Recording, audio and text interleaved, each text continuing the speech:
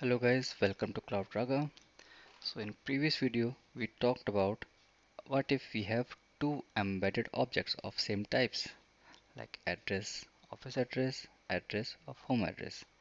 And because Hibernate do what, it creates a single table and maps it like like this way.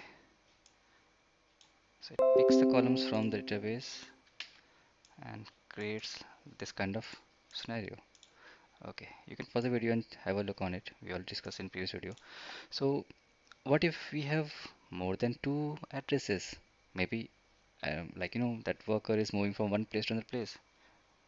So maybe if we have to go back for like 10 years record, maybe 10 or 15 addresses are there. So definitely this is not the best solution, right? We cannot override every single field for that particular address. In that case, what's the best solution?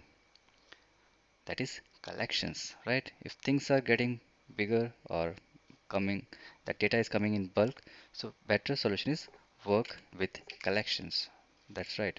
So how it looks like, instead of creating like I'll go back to this class. So we have this worker class, and instead of giving home address of office address, I'll just give private list of address, and then I can call it addresses, right? Then we can initialize the collection. But again, this is not going to be that straightforward. Before jumping over to how collection works with custom object, we have to understand a basic collection with primitives. So in next video, we will talk about how to store a primitive collection type. Once that concept is clear, we'll move forward for these custom objects. So thanks for watching this video guys. Let's meet in next video. Bye bye.